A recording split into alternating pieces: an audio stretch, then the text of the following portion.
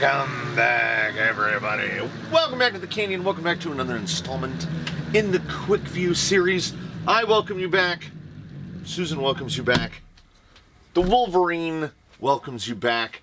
The Wolverine. It's kind of a turning into a Canyon and crowd favorite. You get yourself that vintage cage. You slap a bunch of Amazon parts on it with a stealth in the middle, and you know what?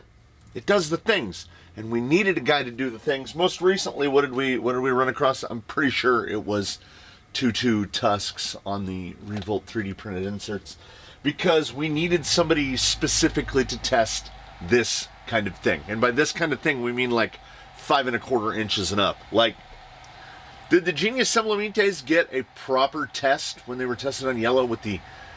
It was just full pirate ship status with the lugs, pow, pow, pow, pow, pow, pow, pow. Well, we're going to estimate that it did. So today, that is not what we're doing. Today, what we are doing is Proline Ibex. These are Proline Ibex. You see the blue dot. You see the blue screen. You see the blue dot. The blue dot is, of course, our good buddy Predator Compound. Predator Compound is especially temperature specific. It doesn't really like anything above about 85 degrees. The performance really starts to fall off at about 85 degrees. So, we had to wait. These have been here a while. They've been run a couple times. If you've watched the videos with him, the early in the build series and whatnot, these were the tires that he was fitted with because we didn't have any other tire to fit him with. There were tires that needed to be tested that didn't have foams. There were tires that were not in our hands yet, but had already been ordered. So, these were the guys. His day-to-days are potentially going to be those Tutu Canyon trails, but we do have a reasonably long list of tires of this sort to test. So, Ibex, 5.54 by 175, skinny, very tall. Are they? We don't have the mounting process to go through, and the mounting process not existing isn't especially critical here, because these are the Tutu carbon wheels from Amazon that use these 6 little rods and then a front piece and then a back piece. The front holds the hub and the back just holds it together. They are perhaps unparalleled for ease of mounting. Doesn't matter how sticky the compound is, doesn't matter any of it. They're getting increasingly difficult to find for some reason. All of the carbon fiber wheels showing up on Amazon use a giant aluminum back and an aluminum inner, and the only part of it that's actually carbon is that front, is the face. These wheels are extraordinarily light. We have cobbled up a set which will be what we're hoping is going to be the test set. With this is a rear. They're running 20 millimeter offset hubs, which should be just about perfect for this guy.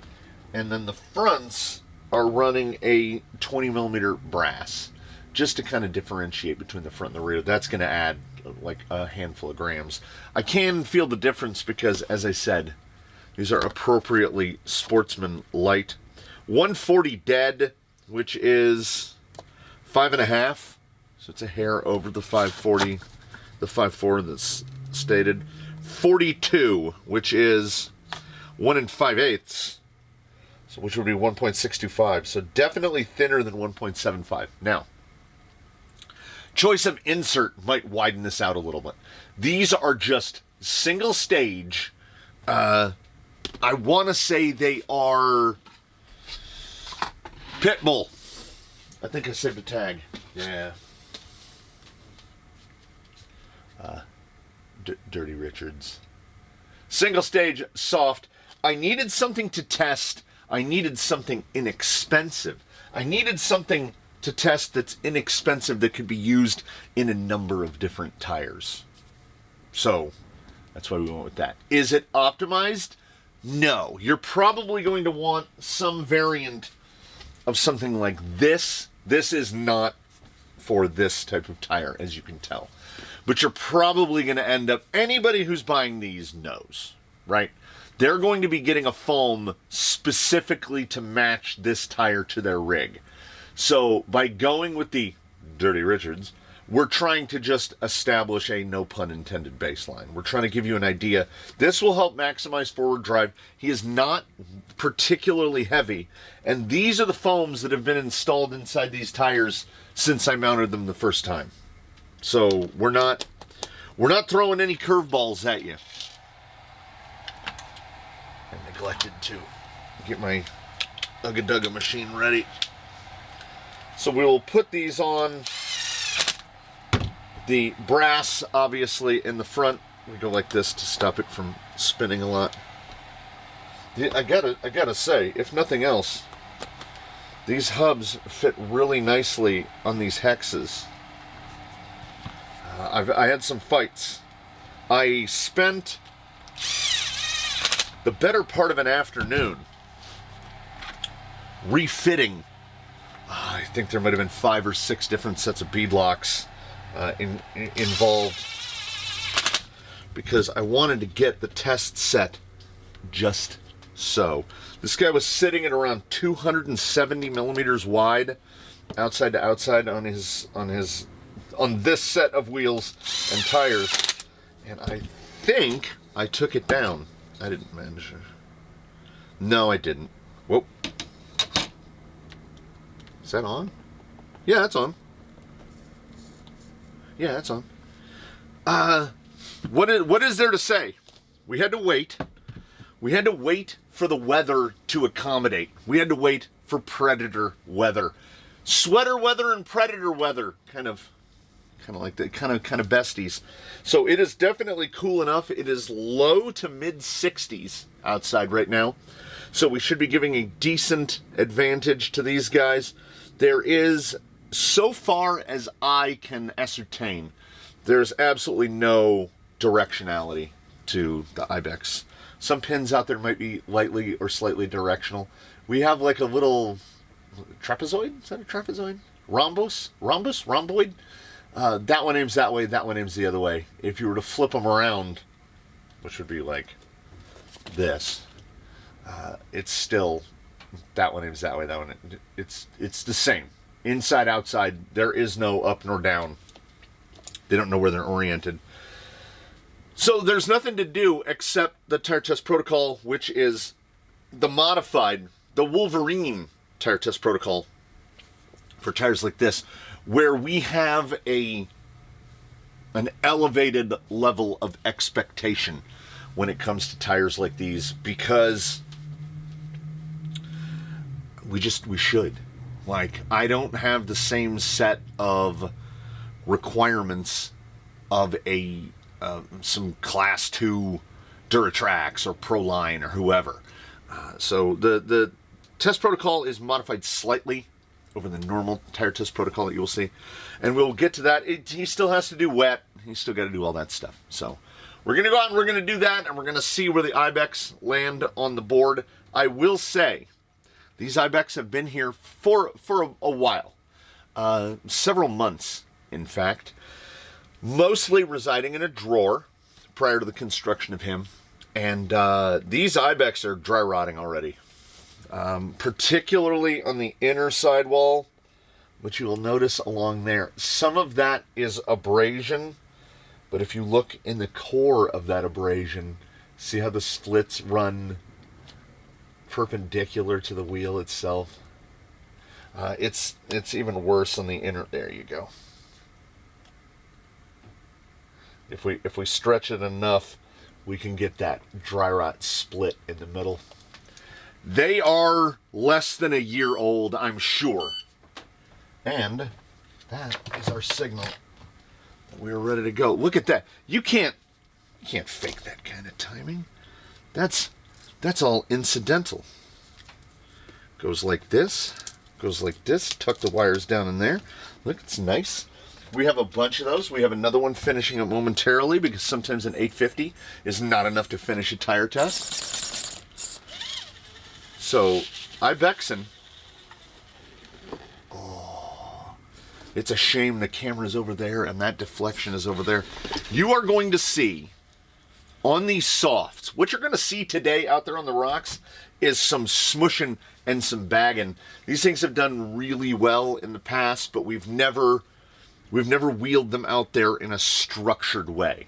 And that is what we're going to do just right about now. Does a green Palo Verde ever stop dropping things? No, it never does. Year round, it's going to drop something. Seeds, sticks, flowers, leaves. I don't know. If there was a hesitation, I didn't detect it. Swinging around town here. Come in again. Straight at it this time. Yeah, it's a pin in a very aggressive and unfortunately temperature-specific compound. This guy likes to make like a pong noise every once in a while. It's unnerving. It doesn't. We're all right. We're all right. Gonna get the pull here. Not quite. That was dang close. All right. Yeah. Okay. Hold on. Wheel it around. Now, as I mentioned, unfortunately temperature specific. So, just like S5 from Injora, what you got to do is you got to get your shaker out and you got to sprinkle a little bit of salt on it. So we're probably going to get a pretty high score.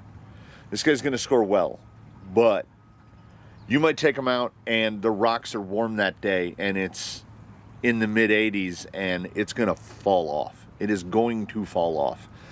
By 90 degrees Fahrenheit, freedom units, by 90 degrees Fahrenheit, Predator is completely fallen off. It's like somebody came out and sprayed grease down on the rocks. We know this from prior experiences. But if you're talking about like in the 50s, freedom units, I don't know what 50 is in Celsius. If you're in the 50s, these are gonna rip. They've done quite well here. We have two little more aspects. Oh, that's just the chassis bonking. All right, that's fine. Yeah, absolutely no hesitation. Grab and go. Single stage open cell is going to give us the maximum in forward drive, and that's fine. It's kind of what we're looking for. Any hesitations? No. Cruise control climbing, the Triple C. Just point it in the direction you want to go, and you go in that direction. That's what we're doing right now. Just mono speeding it. Yeah. It's not bad. It's the perfect conditions for it, but it's not bad. So you may or may not have noticed what I would chalk up to like an almost complete lack of lug noise. Well, we have a lug that's very small and a compound that's very soft. Sometimes we can get a little, I don't know what exactly to call it. It's where like you just get the sound of the whole carcass like huffing. That is just, I'm trying to get that driver front over before we get the load all the way onto the back. There it is. Pins, particularly among all other tire tread types, if you want to call a pin a tread. Pins are far less picky about your overdrive underdrive split. There's a little tidbit for you. We run around 20% on this guy. You can get away with a lot more. You can get away with that 38%. And I didn't try to throttle out fast enough. Yeah, if you get light and it's loading the nose, any reduction of throttle from that point, you're just flipping over. I heard there was a little right there. Because a pin, particularly a pin of this size and scale, it drives different. There's no side lug at all. You have zero side lug. So you gotta melt the tire into the line that you want it to go on.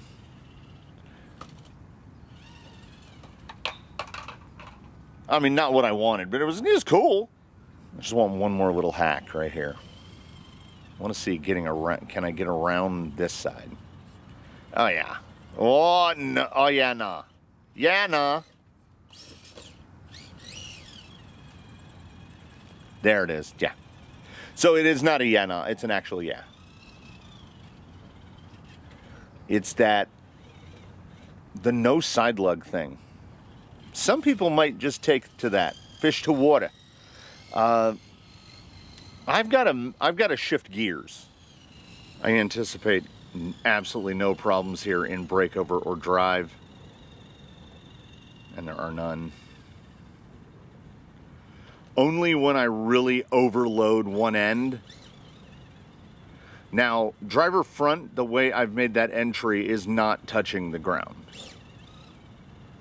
So if we try to grab a little bit of this outside, I'm actually trying to use the front to like manipulate the rear over. Not that far. That's too far. I mean, it's clean enough. Poor entry. You can only correct for poor entry so much. Come down around. Now, shouldn't have that shuttle problem here, because we'll put the weight on there and get that loaded. Yeah, the hesitations are so short. So short. And that could just be nice and dry and dusty. And then, we'd just drive out onto dirt and dust them up. A little chuff there coming off of the dirt. Anything. Just like a...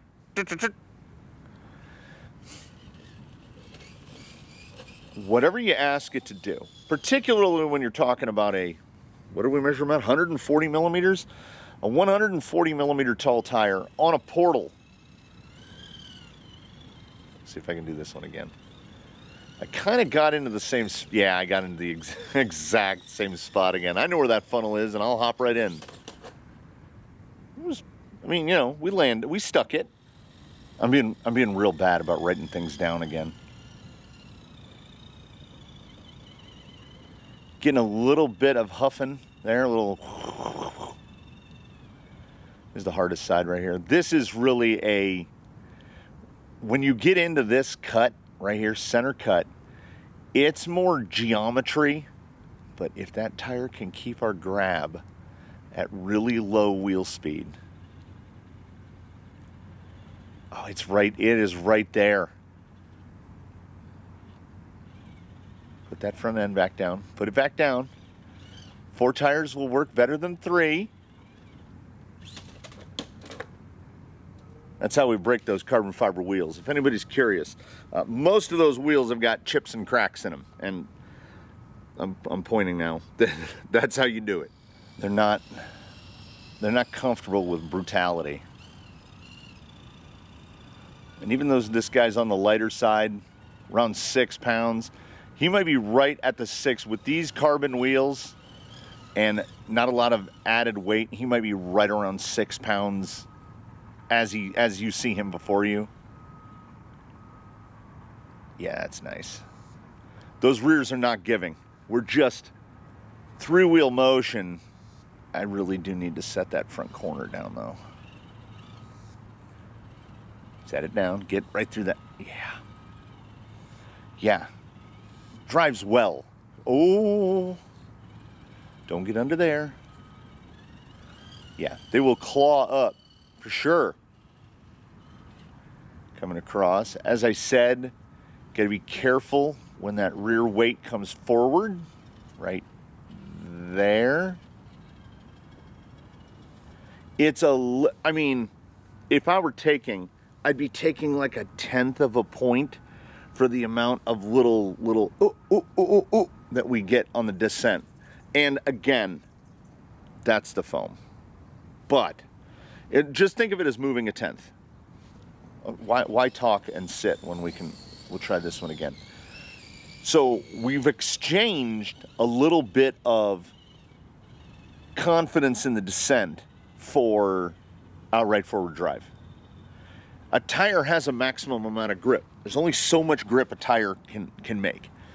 And most inserts will get you to that maximum level of grip, unless it's just like, you know, RC four-wheel drive hard as a brick. That one is tough. You're going to give to get. It's going to grip more in one situation than another, and it is up to you and your build and the environments in which you drive to determine what do you want to give to get what you want to get.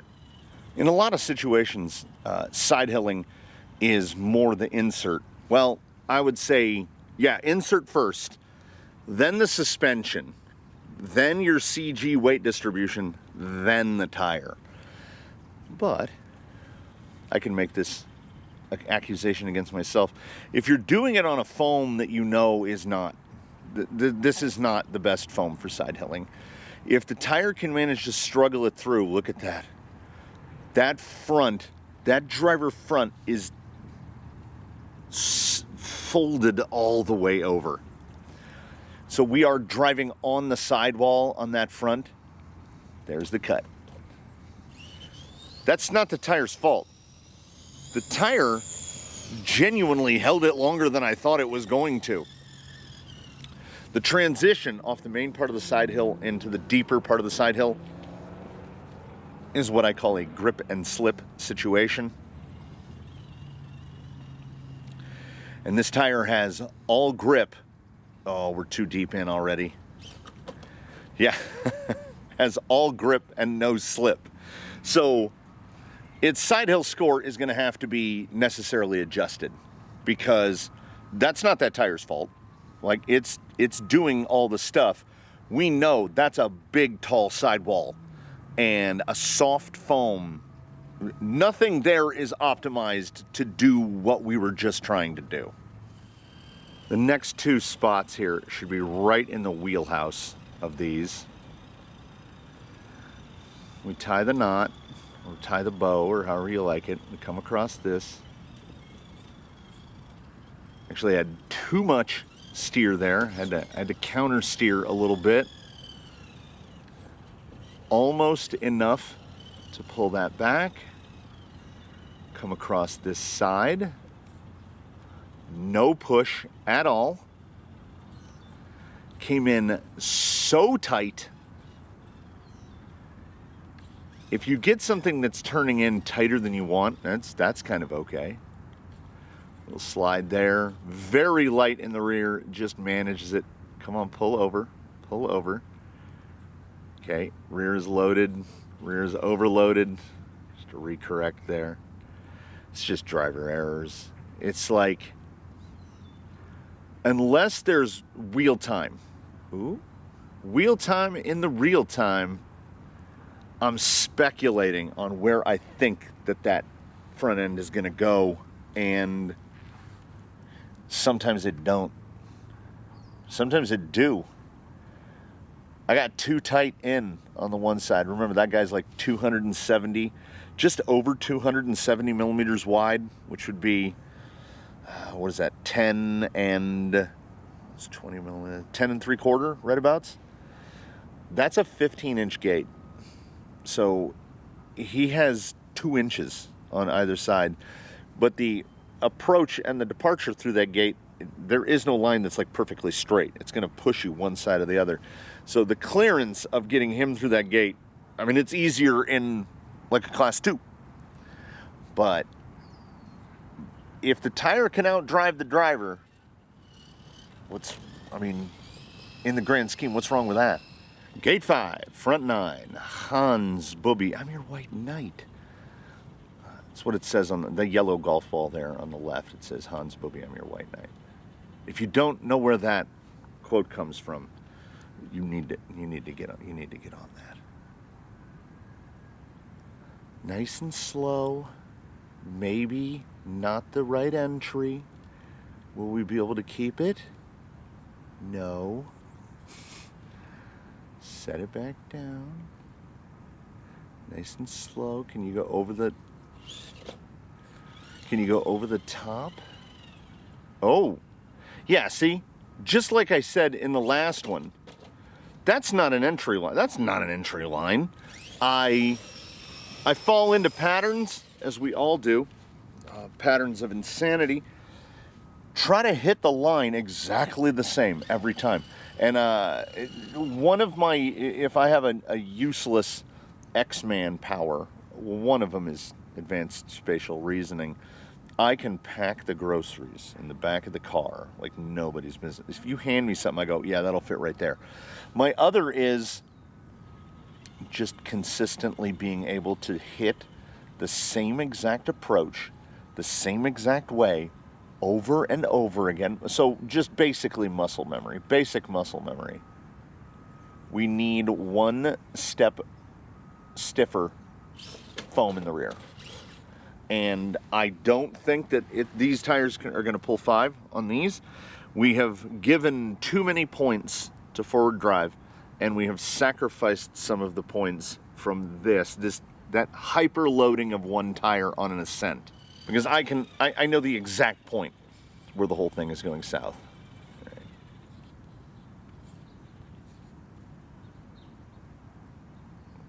All right. It's going to belly in here in a second. Yeah, there it is. If you can catch it, sometimes you can catch it. The outright forward drive.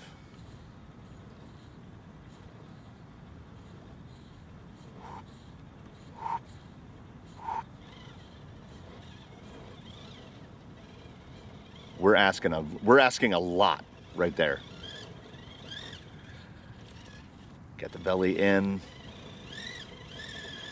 We haven't finished until we've knocked a golf ball off. No, we got in too low. You had the entry. Okay, get as close up to that as you can. You see the amount of dust coming off. Definitely one of those situations where if it was wet, we might actually do a little bit better. Okay, I don't know. Trying to get the steer angle across. It's going to load, and then there you go. Yeah. Too many points into forward drive. You didn't spec your character correctly. But I know what the drive will do. The fact that we can't get through the gate isn't really significant. There's a thing that surprises me about this guy, not the tire specifically, but this guy. It's that he runs like we're not any amount.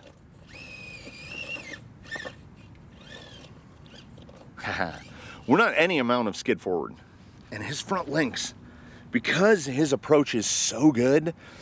His front links have barely any scratches on them, and they're long. I want to say the actual metal part of the link is like 85 millimeters long. So the overall link is like 110. They barely have any scratches on them. Because in maneuvers like that, trying to come up this way, through Daphne's this side, those links are never getting near anything.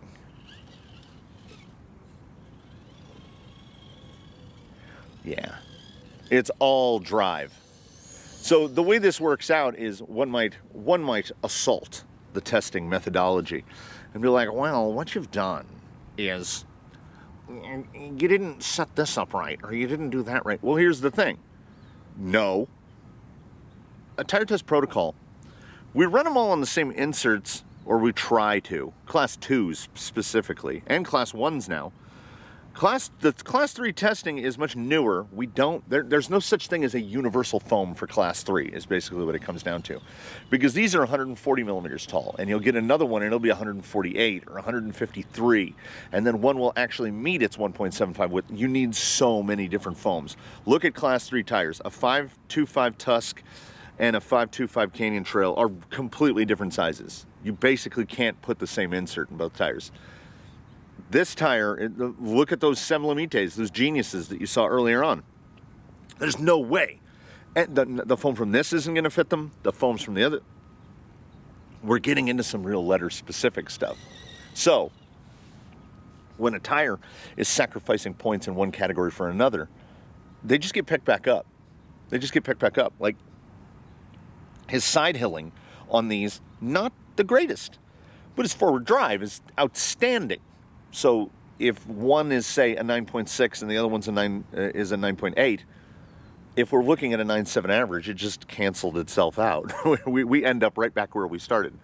This occurred to me after far too many tire test protocols had been run. We could easily just run the open cell foam and accept in the instances where it's too hard, and the results would pretty much even themselves out. Yeah, can you get none? I'm hitting that with speed, and it will not. It does not rise the rear end at all. And I gotta say this, respect where respect is due. For a tire with zero directionality, no chevron, no any of that, that bump is wild straight.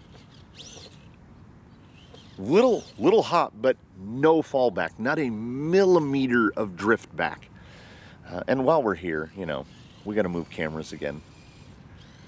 This thing doesn't self-right. Maybe we can catch it though. Although, can we even flip it?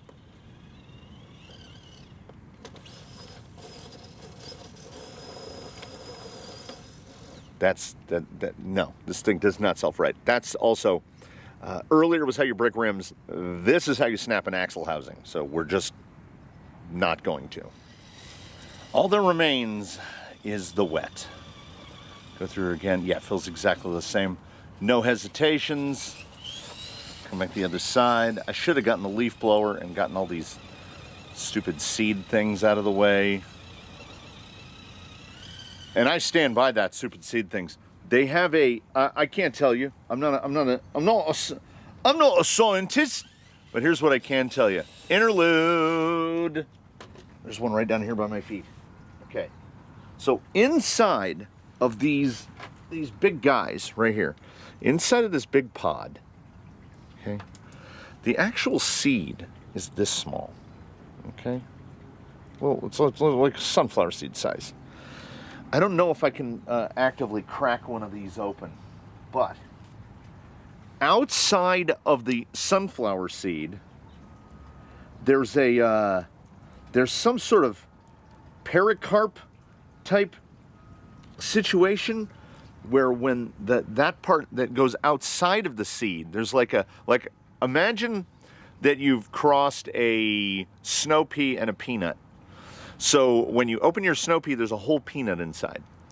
That little thing has a little shell on the outside of that. Those little shells break apart, and provided we can get a focus on it, they make this little open up guy right here. It's nature's Lego. It's like stepping on Legos. And you know me, I don't wear shoes unless the man tries to keep me down. I got some new boots and I really like them, but I don't know. If I don't have to wear shoes, I'm not gonna wear them.